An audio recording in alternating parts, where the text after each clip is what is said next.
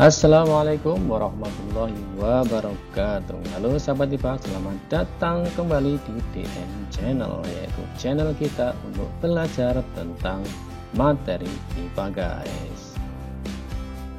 Nah, pada video kali ini kita akan belajar tentang reaksi-reaksi kimia dan dinamikanya, yaitu materi IPA bab yang kelima untuk kelas 9 SMP Kurikulum Merdeka guys. Video ini menyajikan ringkasan materi tentang reaksi-reaksi kimia dan dinamikanya beserta penjelasannya, sehingga dengan menyimak video ini siswa dapat belajar lebih cepat dan lebih mudah dalam mempelajari dan memahami bab tersebut karena disajikan dengan bahasa yang lugas, mudah dimengerti, dan tentu saja menyenangkan guys. Nah, bagi sahabat IPA yang ingin mempelajari bab reaksi-reaksi kimia dan dinamikanya ini, silakan simak terus video ini sampai selesai. Oke sahabat IPA, mari kita pelajari bab reaksi-reaksi kimia dan dinamikanya ini sama-sama. Nah sahabat IPA, yang pertama kita pelajari dulu tentang reaksi kimia.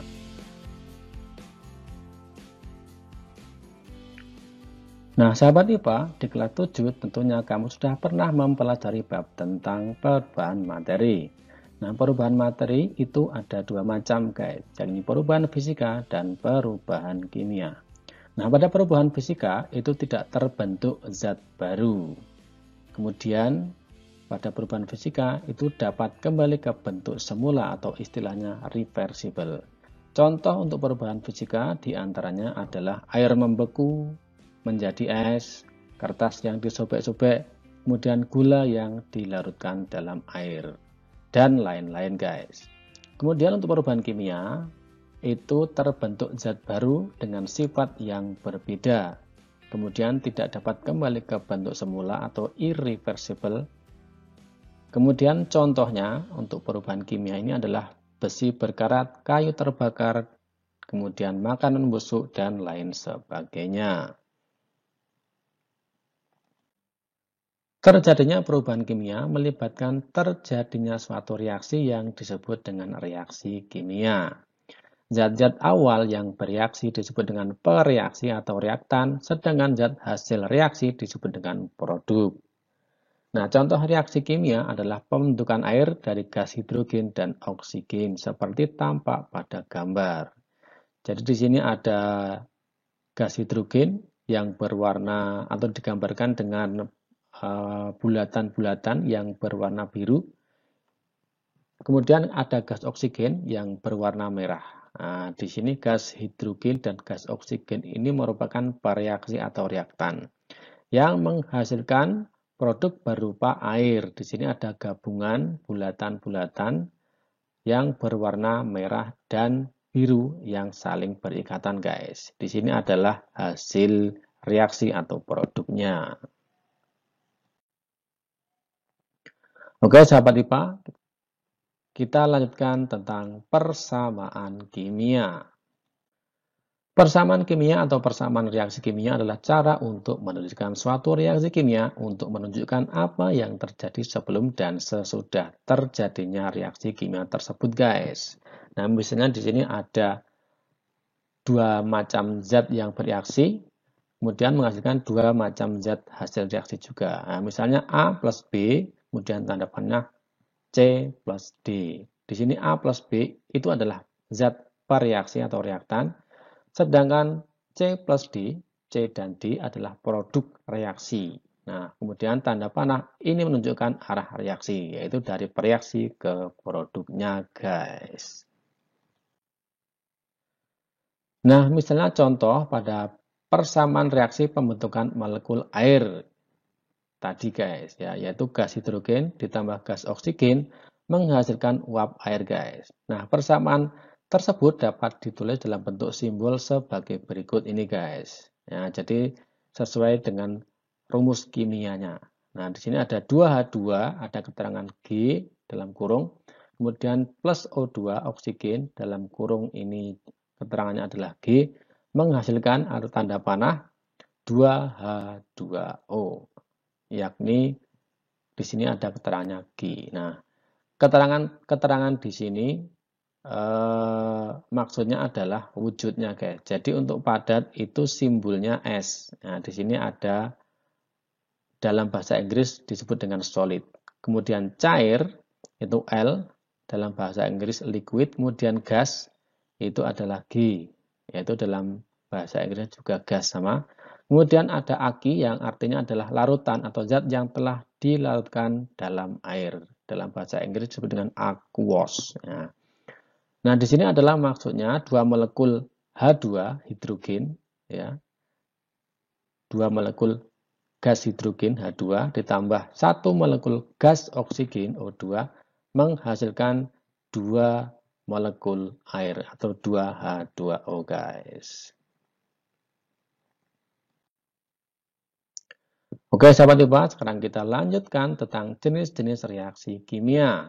Ada 5 jenis reaksi kimia yang akan kita pelajari dalam video ini, yakni reaksi kombinasi, reaksi penguarian, reaksi pembakaran, reaksi penggantian tunggal, dan reaksi pertukaran ganda. Jenis reaksi yang pertama adalah reaksi kombinasi atau sintesis, yaitu ketika dua atau lebih zat bergabung membentuk suatu zat baru. Ya, misalnya di sini ada zat A dan zat B bergabung menjadi zat AB. Nah, contoh dari reaksi kombinasi ini antara lain, yang pertama adalah reaksi pembentukan molekul air. Ya, sudah kita bahas tadi, yaitu gas hidrogen ditambah dengan gas oksigen menghasilkan uap air. Nah, 2H2 plus O2 G, ya, kemudian menghasilkan 2H2O. Kemudian contoh yang kedua adalah pembentukan garam dapur, yaitu dari zat natrium ditambah gas klorin menghasilkan natrium klorida. Kemudian reaksi kimianya atau persamaan kimianya adalah sebagai berikut. 2NaS, di sini solid, natrium ini berupa padatan, kemudian ditambah dengan Cl2 gas klorin menghasilkan 2NaCl atau natrium klorida atau garam dapur, guys. Kemudian jenis reaksi yang kedua adalah reaksi penguraian atau dekomposisi, yaitu ketika suatu zat terurai menjadi dua zat atau lebih. Ya, misalnya di sini zat AB terurai menjadi zat A ditambah dengan zat B. Contohnya adalah reaksi penguraian air menjadi gas hidrogen dan gas oksigen. 2H2O menjadi 2H plus O2. Contoh yang berikutnya adalah penguraian asam karbonat menjadi air dan gas karbon dioksida. H2CO3 menjadi H2O plus CO2, guys. Jenis reaksi yang selanjutnya, yang ketiga adalah reaksi pembakaran, yaitu reaksi suatu zat dengan oksigen. Contohnya adalah pembakaran gas propana, C3H8, yaitu gas pada LPG, liquid petroleum gas, yang biasa digunakan untuk memasak. Persamaan reaksinya adalah sebagai berikut, guys. C3H8G plus 5O2G menghasilkan 3CO2G plus 4H2OG. Kemudian yang kedua adalah pembakaran gas metan atau metana CH4, yaitu gas dari hasil pembusukan sampah maupun dari kotoran hewan atau sering dikenal dengan biogas ini, guys. Sesuai dengan reaksi berikut, CH4G plus 2O2G menghasilkan CO2 plus 2H2OG. Kemudian contoh yang ketiga adalah pembakaran oktana C8H18, yaitu senyawa yang terdapat pada bensin kendaraan bermotor, guys. Sesuai dengan persamaan reaksi berikut ini, yaitu C8H18 plus 12,5O2 menghasilkan 8CO2 plus 9H2O, guys. Kemudian reaksi penggantian tunggal, yaitu ketika suatu unsur menggantikan unsur lain dalam suatu senyawa.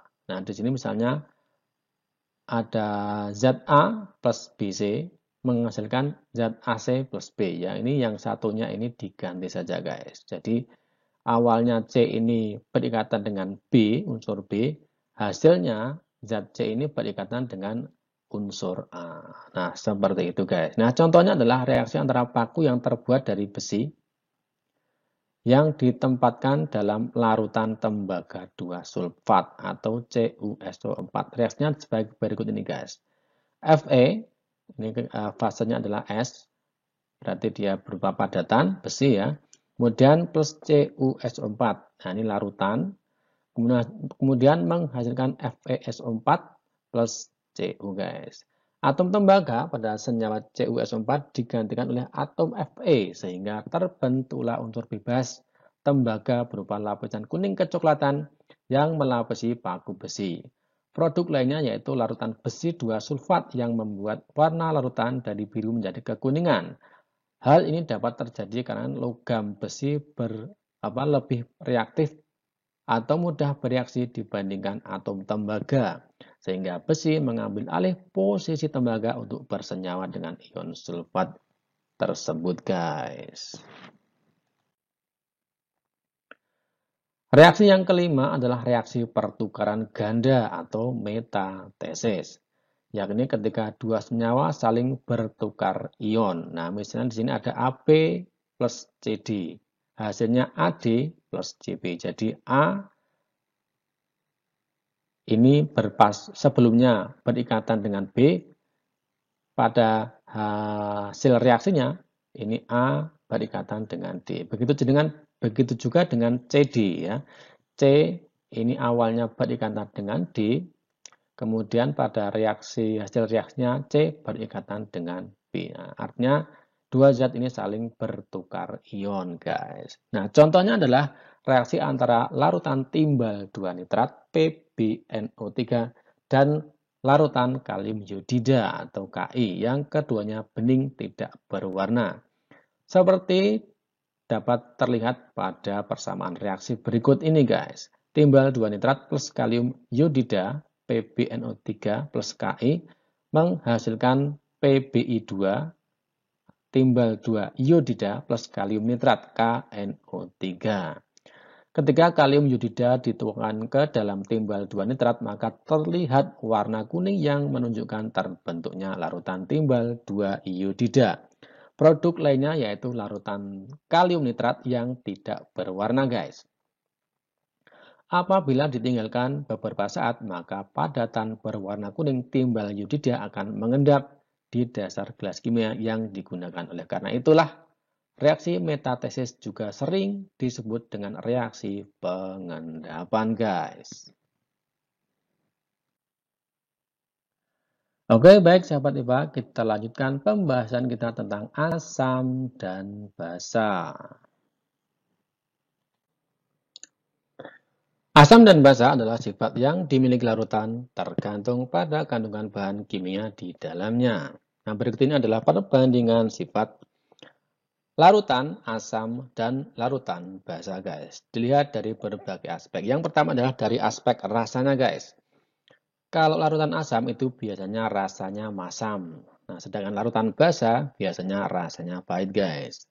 Kemudian yang kedua adalah dari aspek pH atau derajat keasaman. Nah, konsep pH ini akan kita pelajari berikutnya ini guys. Kemudian untuk asam itu pH-nya bernilai antara 0 sampai kurang dari 7 guys. Nah, kemudian untuk basa itu antara 8 sampai dengan 14 guys. Kemudian dari aspek terasa di kulit. Nah, kalau asam ini mengiritasi atau merusak kulit atau sifatnya korosif guys. Nah, kalau basa ini di kulit terasa licin, ada beberapa juga yang merusak kulit guys.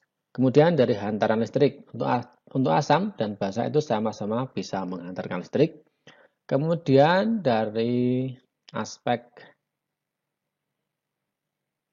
perubahan warna kertas lakmus. Nah, apa itu kertas lakmus? Nanti akan kita pelajari juga.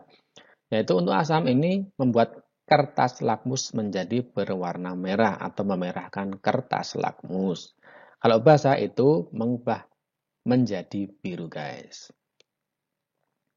Kemudian aspek yang terakhir dari reaksinya. Kalau asam ini dapat bereaksi dengan logam dan basa untuk membentuk garam. Sedangkan basa dapat bereaksi dengan asam untuk membentuk garam guys. Nah itu tadi perbandingan sifat larutan asam dan larutan basa. Kemudian kita jelaskan yang pertama adalah terkait dengan asam. Apa itu larutan asam? Yaitu larutan yang mengandung unsur hidrogen berupa ion H+. Ion adalah atom atau senyawa yang memiliki muatan. Kemudian yang berikutnya, asam itu bersifat korosif, artinya menyebabkan kerusakan atau perubahan kimia pada benda lain, misalnya pada jaringan kulit, mata, dan organ pernapasan. Bahkan asam sulfat pekat dapat membuat pakaian kita sobek ketika ditetesi larutan asam ini, guys. Beberapa larutan asam atau asam lemah tidak berbahaya bagi tubuh manusia sehingga aman untuk dikonsumsi, yaitu senyawa asam sitrat atau C6H8O7 yang terdapat pada lemon, asam karbonat H2CO3, asam fosfat dalam minuman bersoda, serta asam asetat yang ada dalam cuka masak, guys. Minuman dan makanan biasanya juga mengandung asam lemah, misalnya asam laktat dalam yogurt, asam benzoat yang digunakan untuk mengawetkan minuman. Asam juga terdapat dalam vitamin C, yaitu asam askorbat C6H8O6, obat aspirin, yaitu berupa asam salisilat C7H6O3. Kemudian kita lanjutkan tentang basa. Larutan basa yaitu larutan yang mengandung ion hidroksida atau OH-, guys.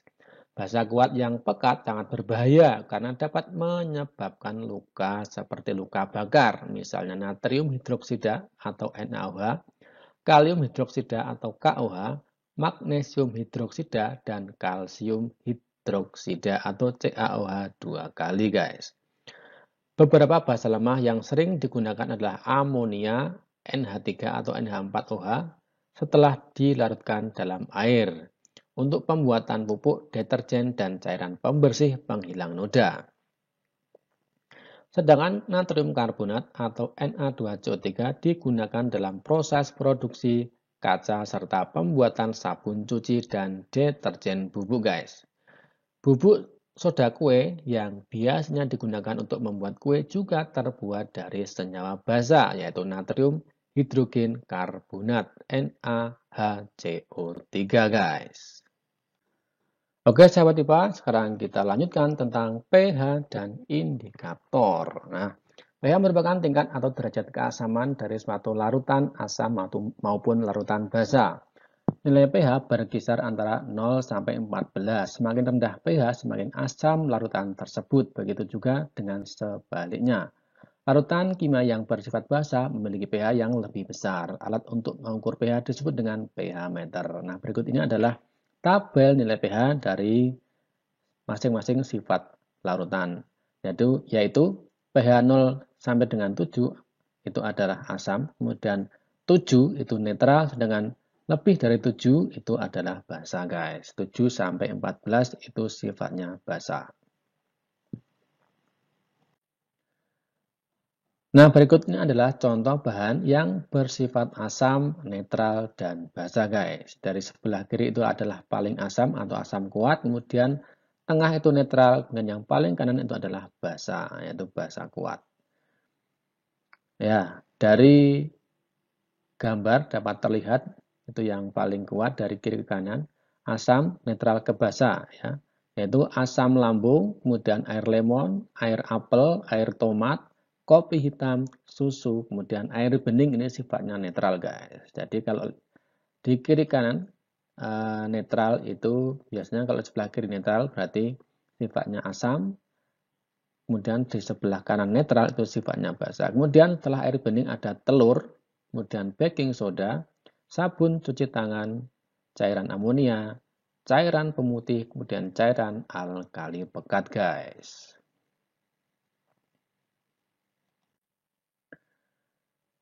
Nah, kita lanjutkan tentang indikator, yaitu alat atau bahan untuk mengetahui keasaman suatu zat. Contohnya adalah pH meter, kertas lakmus, dan indikator universal. Oke, kita pelajari yang pertama dulu, yaitu kertas lakmus. Kertas lakmus akan berwarna merah pada lingkungan asam dan berwarna biru pada lingkungan basa. Jadi kertas lakmus ini dapat digunakan untuk mengidentifikasi suatu larutan itu bersifat asam atau basa. Ada dua macam kertas lakmus, yaitu kertas lakmus merah dan kertas lakmus biru. Kemudian indikator yang berikutnya adalah indikator universal, guys. Berupa kertas uji berwarna maupun berupa cairan yang diteteskan pada larutan yang akan diuji. Kertas atau cairan tersebut akan mengalami perubahan warna yang menunjukkan pH larutan dengan membandingkan pada standar warna yang disediakan. Indikator cair misalnya metil oranye, metil merah, penoftalin, dan bromtimol biru. Kemudian indikator dari bahan alami, yaitu misalnya dengan cairan dari kunyit, bunga kembang sepatu, buah bit, bunga mawar, bayam merah, atau kol ungu, guys. Baik, sahabat IPA, kita lanjutkan pembahasan kita tentang reaksi netralisasi, yaitu reaksi yang melibatkan asam dan basa sebagai zat bereaksi untuk menghasilkan garam dan air sebagai produknya, guys. Nah, reaksi netralisasi ini termasuk jenis reaksi metatesis atau pertukaran ganda. Contoh reaksi netralisasi yang pertama yaitu reaksi antara asam klorida dan natrium hidroksida. Nah, di sini dalam bagian reaksinya sebagai berikut: asam klorida plus natrium hidroksida HCl plus NaOH menghasilkan NaCl atau natrium klorida plus H2O atau air. Produk reaksi netralisasi ini adalah garam, natrium klorida, dan air, guys. Kemudian contoh reaksi netralisasi yang kedua yaitu reaksi kimia yang terjadi di dalam lambung saat kita menggunakan obat MAH yang mengandung magnesium hidroksida atau MgOH2 kali, yakni asam klorida HCl plus MgOH2 magnesium hidroksida menghasilkan magnesium klorida MgCl2 plus 2H2O air, guys. Oke, sahabat IPA, kita lanjutkan tentang energi dan laju reaksi kimia. Nah, sahabat IPA, berdasarkan energinya, maka reaksi kimia dapat dibedakan menjadi dua, yaitu pertama adalah reaksi eksotermik, yaitu reaksi yang menghasilkan energi panas atau disebut sebagai reaksi eksotermik ini ditandai dengan adanya kenaikan suhu di sekitar tempat terjadinya reaksi karena energi dikeluarkan. Contoh reaksi eksotermik yakni reaksi netralisasi, reaksi pembakaran, yaitu pembakaran magnesium yang terjadi sesuai persamaan reaksi berikut. Magnesium plus oksigen menghasilkan magnesium oksida plus energi, guys. Kemudian terdapat juga dalam proses respirasi sel terjadi reaksi kimia yang merupakan reaksi eksotermik sebagai berikut. Glukosa plus oksigen menghasilkan karbon dioksida, air, dan energi, guys. Kemudian jenis reaksi yang kedua adalah reaksi endotermik, reaksi kimia yang membutuhkan energi panas. Disebut reaksi endotermik. Reaksi ini akan mengakibatkan suhu lingkungan menjadi lebih dingin karena reaksi kimia yang terjadi mengambil panas dari sekitarnya. Contohnya adalah reaksi amonium nitrat NH4NO3 dengan air pada kompres dingin atau chemical cold pack yang digunakan oleh para atlet saat mengalami kecelakaan di lapangan. Yang kedua adalah reaksi fotosintesis, yaitu karbon dioksida plus air plus energi menghasilkan glukosa dan oksigen, yaitu 6CO2 plus 6H2O plus energi menghasilkan C6H12O6 plus 6O2, guys. Kita lanjutkan tentang laju reaksi. Laju reaksi adalah perubahan jumlah reaksi atau produk dalam selang waktu tertentu. Perkeratan pada besi terjadi dalam jangka waktu yang panjang. Pembakaran kayu dapat berlangsung sangat cepat. Nah, ini adalah contoh-contoh dari laju reaksi yang panjang dan yang cepat. Kemudian ada juga reaksi yang dipercepat, yaitu reaksi pembakaran pada kendaraan yang diberi katalis yang mempercepat reaksi yang mengubah gas-gas beracun menjadi gas tidak beracun. Kemudian ada juga reaksi yang diperlambat. Misalnya, makanan agar tidak cepat basi perlu dimasukkan ke dalam kulkas, guys. Faktor-faktor yang memengaruhi laju reaksi kimia. Yang pertama adalah suhu. Partikel-partikel bereaksi jika diberi suhu yang panas sebagai salah satu bentuk energi, maka partikelnya punya energi yang lebih tinggi untuk bergerak. Apabila partikel lebih sering dan cepat bergerak, maka tumbukan antar partikel makin sering terjadi. Maka energi yang dihasilkan akan jauh lebih besar dibandingkan pada suhu rendah. Sehingga pada suhu tinggi, reaksi kimia akan berlangsung lebih cepat, guys. Kemudian yang kedua adalah banyaknya zat bereaksi. Dalam suatu larutan yang memiliki lebih banyak partikel atau larutan berkonsentrasi tinggi, tumbukan akan lebih banyak terjadi sehingga reaksi akan berjalan lebih cepat. Faktor berikutnya adalah luas permukaan. Makin besar luas permukaan suatu zat bereaksi, maka makin mudah reaksi itu terjadi. Dengan demikian, laju reaksi makin tinggi atau makin cepat. Kemudian yang selanjutnya adalah penambahan katalis atau katalisator. Katalis dapat memberikan jalur reaksi lain yang energi aktivasinya lebih rendah jika dibandingkan tanpa adanya katalis. Energi aktivasi adalah energi minimal yang diperlukan untuk berlangsungnya suatu reaksi kimia. Jadi, semacam ada jalan pintas sehingga energi yang dibutuhkan untuk bereaksi lebih sedikit. Sehingga reaksi akan berjalan lebih cepat, guys.